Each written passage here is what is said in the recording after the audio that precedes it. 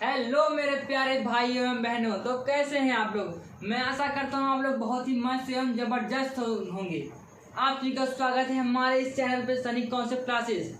जैसा कि आप सभी ने हमारे इस अगले वीडियो में पढ़ा कि वास्तविक संख्याएं होती क्या है, मैंने आपको उसके बारे में बहुत ही डिटेल से बताया। और जिन मेरे भाई एवं बहनों ने उस वीडियो को नहीं देखा है तो सबसे पहले जाकर उस वीडियो को देखें, किस तरीके हमने उसमें आपको समझाया है। अगर आप उस वीडियो को नहीं देखेंगे तो आपको हमारी जो अगली क्लास हम वो बताएंगे, आपको समझ में नहीं आएगी। तो चलिए शुरू करते हैं आज की ये क्लास। वास्तविक संख्या का अंकगणित का आधारभूत प्रमेय। अंकगणित का आधारभूत प्रमेय ये होता क्या है? अंकगणित का आधारभूत प्रमेय होता क्या है? देखिए, प्रत्येक भाज्य संख्या को अभाज्य संख्याओं के एक गुणनफल के रूप में व्यक्त किया जा सकता है। यह गुणनखंड अभाज्य गुणनखंडों के आने वाले क्रम के अद्वितीय होता है। कहने का मतलब कि ये अगर हम कोई भी भाज्य संख्या अगर उसका हम गुणनखंड करेंगे तो क्या होगा, वो अभाज्य गुणनखंडों के रूप में व्यक्त होगा। जैसे कि आप अपने आप बताएंगे ये भाज्य संख्या और अभाज्य संख्या होती क्या है। भाज्य संख्या और अभाज्य संख्या होती क्या है, बताइए आप लोग एक बार। ये भाज्य संख्या और अभाज्य संख्या होती क्या है, बताएं। शुरू करते पहले हम भाज्य संख्या होती क्या है। भाज्य संख्या वह होती है जो खुद से कटे और एक से कटे, इसके साथ साथ और भी किसी संख्या से पूरी विभाजित हो जाए, वह हमारे क्या होता है, भाज्य संख्या। इसे आप ये कह सकते हैं जो दो से अधिक संख्याओं से पूरी विभाजित हो जाए, वो हमारे क्या होता है, भाज्य संख्या होता है। और दूसरा हमारा क्या होता है, अभाज्य संख्या। अभाज्य संख्या क्या होता है, अभाज्य उसका अपोजिट होता है, पूरा उसका उल्टा होता है। जैसे अभाज्य संख्या क्या होता है, जो एक से और खुद उसी संख्या से कटे, वो हमारा क्या होता है, अभाज्य संख्या। जैसे कि माना हमने ले लिया 3, ये हमारे क्या है, एक अभाज्य संख्या। अभाज्य संख्या मतलब होता है जो खुद से कटे और उसी संख्या और एक से कटे। जैसे इसका भाग हम करेंगे 1 से, 1 3 3, 1 से कटा है। और एक क्या होता है, एक हमारा 3 से खुद से कटेगा, ऐसे 3 1 का 3। समझ में आया? हमारा अभाज्य संख्या और भाज्य संख्या क्या होता है। भाज्य संख्या हमारा वह होता है जो 2 से अधिक संख्याओं से पूरी विभाजित हो जाए। उसका भी एग्जाम्पल लिखिए। जैसे हम बोल दें आपको हम 6। अब ये देखिए हमारा भाज्य संख्या है। ये देखिए एक तो 1 से विभाजित हुआ, 1 6 का 6, पूरा कट हो गया, पूरा कट गया। अब देखिए हमारा जैसे होगा 1 6, इसको हम 2 से करें, 2 3 6, पूरा विभाजित हो गया ये भी। और इसको देखिए अगर 3 से करें तो 3 दूंगा 6। मतलब भाज्य संख्या वह होता है जो 2 से अधिक संख्याओं से पूरी विभाजित हो जाए। जो 2 से अधिक संख्याओं से पूरी विभाजित हो जाए, वो हमारा क्या होता है, भाज्य संख्या। और जो 1 से और स्वयं खुद वही संख्या से कटे, वो हमारा क्या होता है, अभाज्य संख्या। ठीक है, समझ में आया इतना? अब देखते हैं प्रमेय अपन क्या कह रहा है। चलिए हमारा प्रमेय क्या कह रहा है, एक बार फिर से बता दें आपको।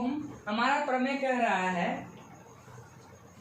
यही कह रहा है, प्रत्येक भाज्य संख्या को अभाज्य संख्याओं के एक गुणनफल के रूप में व्यक्त किया जा सकता है। जैसे भी कोई भाज्य संख्या बने, बड़ी भाज्य संख्या जैसे ले लेते हैं हम 50, ले ले 50, कोई दिक्कत।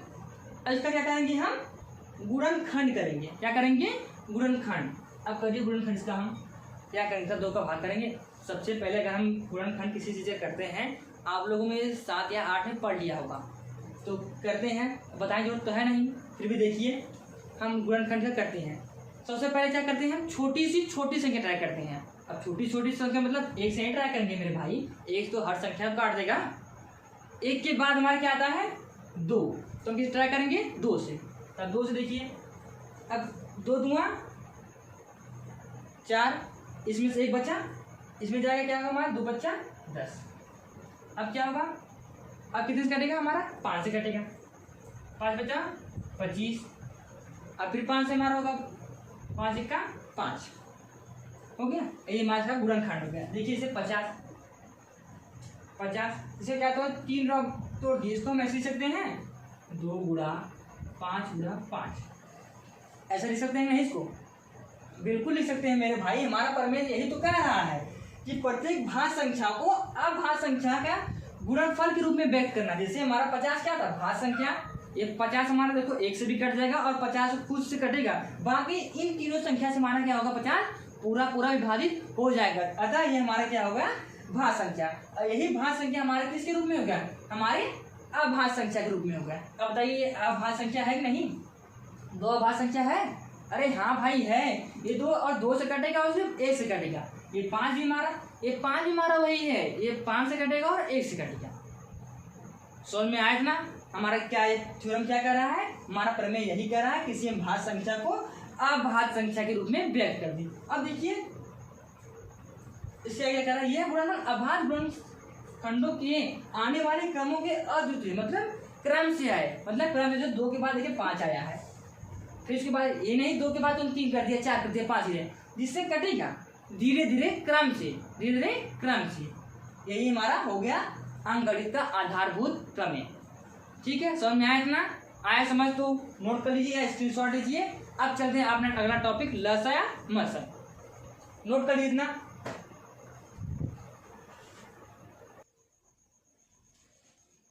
तो चलिए नोट कर लिए, अब इसको हम इरेज करते हैं।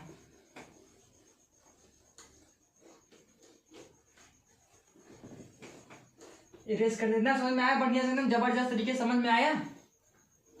आया ना? अरे बोलो मेरे भाई, आया कि नहीं आया? नहीं आया तो तुरंत कमेंट करो कि सर नहीं समझ में आया, हम दोबारा बताएंगे, इसकी अगली क्लास तुरंत बनाएंगे। अगर ज़्यादा नहीं समझ आए तो वीडियो को थोड़ा पीछे करके देख लेना, क्योंकि लगातार नहीं पढ़ा पाएंगे भाई, हम भी इंसान ही हैं। तो चलिए क्या करते हैं, हम शुरू करेंगे ल स और म स। अब बोलो सर ल स म स पढ़ा रहे हैं, ये तो हमने बचपन में पढ़ लिया था। अरे मेरे भाई पढ़ तो लिया था, लेकिन एक बार फिर से पढ़ लो, थोड़ा तेज कर लो। तो हम 2 संख्या का हम क्या निकालेंगे, ल से। जैसे हम निकालते हैं 18 और एक संख्या लेते हैं 63। 18 और 63 का क्या निकालेंगे हम, ल से। निकाले तो क्या करते हैं, ल से पहले क्या करेंगे, हम दोनों को बारी बारी से गुणनखंड के रूप में तोड़ेंगे। चलिए तो हमारे साथ साथ आप भी करिए। 18 को तोड़िए 2 भागों में, मतलब अभाज्य गुणनखंड के रूप में तोड़िए। 2 9 18, 3 त्रिका 9, 3 1 का 3, 1 खत्म। अब बारी है 18 की, 63 की। 63 को ऐसे करिए, किसे कटे, क्या 2 से कटेगा मेरे भाई? लास्ट में विषम संख्या है, ये 2 से नहीं कटेगा। 2 से नहीं कटेगा, क्या करेंगे हम, 3 से करेंगे। किसे करेंगे, 3 से। अगर 3 से नहीं कटा तो फिर 4 से, फिर 5 से, ऐसे ऐसे क्या करेंगे हम, बढ़ेंगे। अब देखिए 3 से करिए इसको, 3 से हो जाएगा, 3 दूंगा 6, 3 1 का 3। अब 21 का क्या 3 से कटेगा, 3 7 21, 7 आया।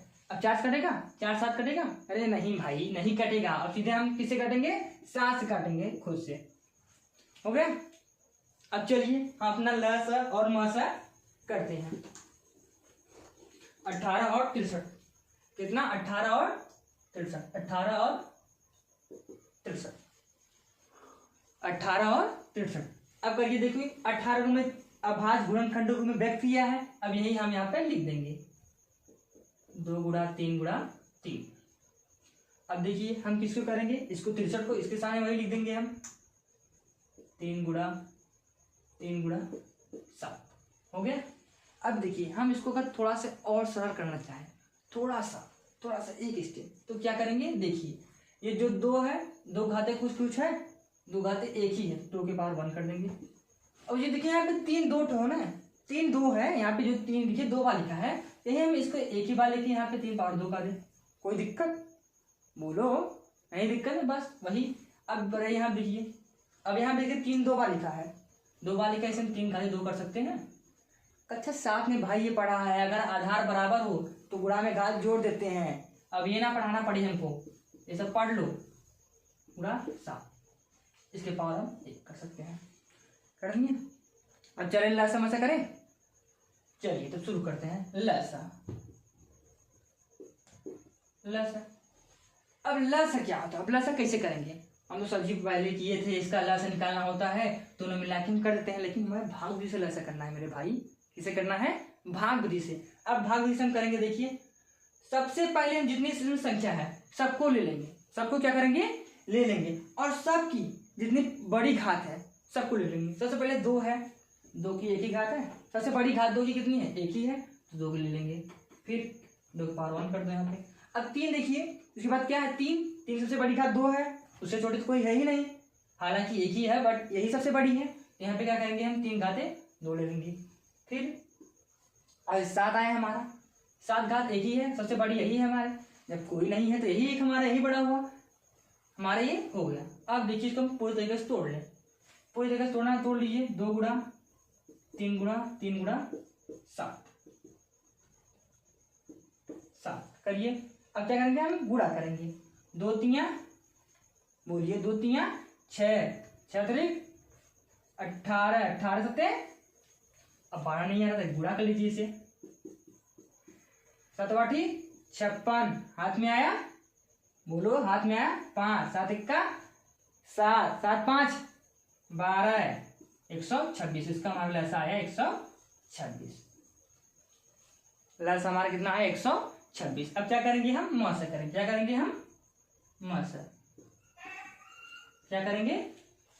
म से करें। अब देखिए म से क्या होता है? ये हमारा इससे भी ऐसा होता है। म से में क्या होता है ना, हमें देखना पड़ता है इन दोनों में, मतलब इन दोनों जो गुणनखंड हम दोनों का किए हैं, इन दोनों में कॉमन क्या है, मतलब जो एक जैसा हो। मासा में क्या होता है? जो एक जैसा होता है बस हम उसी को लेते हैं। लसा में क्या है कि जो सबको लेना पड़ा, हमको 2 को भी लिए, 3 को भी लिए, 7 को भी लिए, बट मासा में क्या होता है? इसमें एक ही चीज लेना पड़ेगा जो दोनों में कॉमन है। अब देखिए 2 इसमें है लेकिन 2 इसमें भी नहीं है, 3 इसमें है लेकिन 3 इसमें भी है, हाँ तो ये हो सकता है। 7 इसमें है, 7 इसमें नहीं, तो 7 हो नहीं सकता। तो क्या करेंगे हम? बस 3 इसमें भी लेंगे, इसमें भी, और 3 क्या करेंगे? सबसे छोटी घात लेंगे। क्या करेंगे? सबसे छोटी घात। यहाँ की माना यहाँ पे एक ही घात है, पर क्या करेंगे? सबसे छोटी घात लेंगे। सबसे छोटी घात हमारी यही है, यही 3 घातें 2, यही 1 ले लेंगे। यहाँ 3 घात 2 करेंगे ना, तो हमारा कितना आएगा? ये मासा इतना आया, हमारा लसा कितना आया? 126 आया। समझना बढ़िया से आया ना? बोलो आ गया? अब इसको नोट कर दो।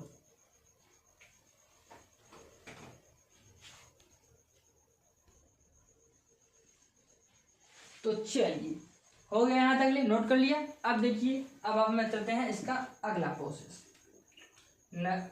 मास हमारा कितना आया? 9, और लसा कितना आया? 126। अब देखो, अब इसका हम उपयोग कहाँ करते हैं? आप सही बताए, आप लसा मासा पढ़ना है, लसा मासा तो हम पढ़ लिए, अब इसका यूज कहाँ करेंगे? चलिए बताते हैं यूज कहाँ करना है आपको। तो चलिए यूज आप कहाँ करते हैं? देखिए, मान लीजिए किसी संख्या का हम लसा, क्या करेंगे? लसा कितना था हमारा? कितना था? 18 और 63 का लसा, गुणे मस कितने का? 18 और 63 का, दोनों का लसा और मस। लसा कितना हमारा आया था? 126, और मसा कितना आया था? 9। ये हो गया। और दोनों संख्या जो हमारा दोनों लसा मसा दोनों संख्या वही संख्या 18 गुणा 63, 18 गुणा 63, ये हमारा क्या हो गया?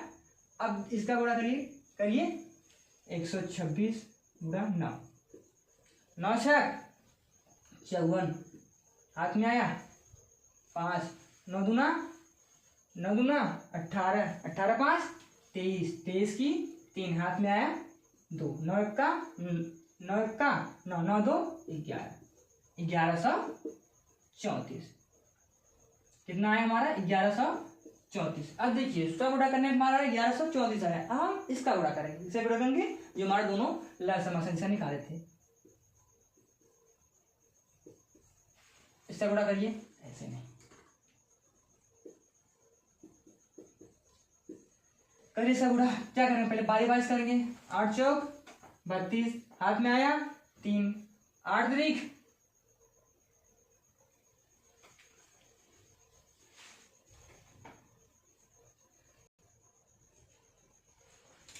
चलिए गुणा करिए, क्या 18 34 गुणे 18 34 गुणे 18। अरे अरे 18 और 63 करना है मेरे भाई। कहाँ हो आप लोग, देखो गलती को देखो, गलती हो रही है तो आप लोग बताइए हमारे साथ। 18 गुणा 63 करना है हमें। 18 गुणा 63 यही करना है तो करिए। 18 गुणा 63 8 तिया 24 हाथ में आया 2 8 छंग 48 48 2 50 1 तिया 3 1 छक्का 6 यहाँ कट्टन कुट्टन 4 3 6 5 11 1134। अब देखिए इसका गुणा करने से हमारा 1134 आया और इसका गुणा करने से हमारा 1134 आया। आया कि नहीं आया? इससे हमें क्या सिद्ध होता है, हमारा क्या सिद्ध होता है, अगर हम किसी संख्या का क्या करेंगे, लस लेंगे। क्या करेंगे? लस। अगर ले लिए हम a इंटू बी का लस लेंगे गुणे म से लेते हैं a इंटू बी का, तो हमारे किसके बराबर होगा? ये हमारा होगा a गुणे बी के बराबर होगा। क्या होगा हमारा? ये a गुणे बी के बराबर होता है। क्या होता है हमारा? इसके बराबर होता है। ठीक है, आया समझना? आया बढ़िया समझ में? आया कि नहीं आया? आ गया? तो चलिए इसको नोट कर लीजिए। अब इसके बाद हम चलते हैं इसके सवाल पे। एक सवाल बता देते हैं, उसके बाद हम चलेंगे। ठीक है, नोट कर लीजिए, हम सवाल बताते हैं।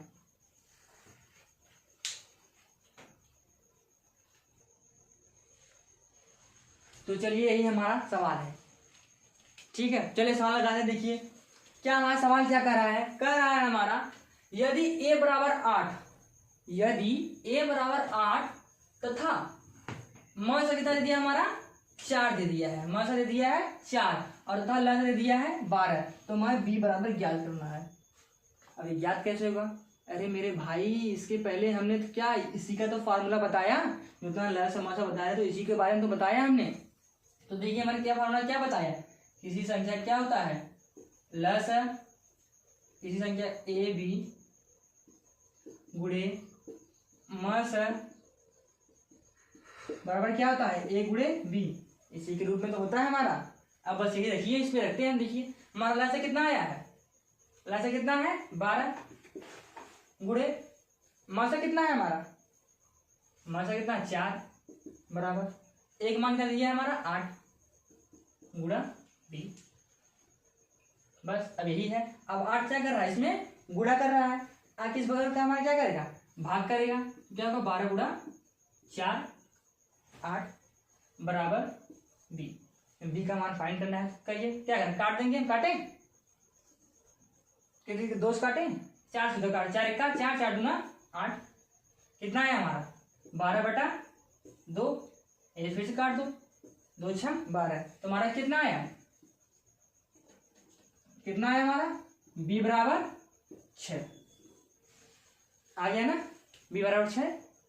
इसी नियम से हमारा अगर कोई भी संख्या आपको दे ल समासा किसी भी चीज का ज्ञात करना हो, ल समासा दिया रहता है आपका। ये देखिए बहुविकल्प में 1 नंबर का क्वेश्चन आएगा, 1 नंबर का क्वेश्चन आएगा आपका। ल समासा दे दिया होगा, उसमें a या तो b गायब कर देगा, या तो b गायब कर देगा a पूछेगा, या तो a गायब कर देगा b पूछेगा।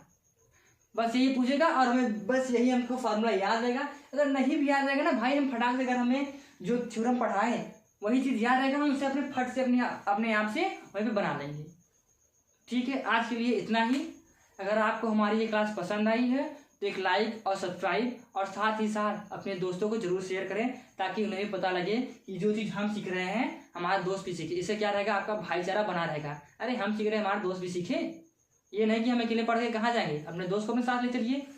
तो ठीक है, आज साथ हमारी ये क्लास समाप्त होती है। धन्यवाद।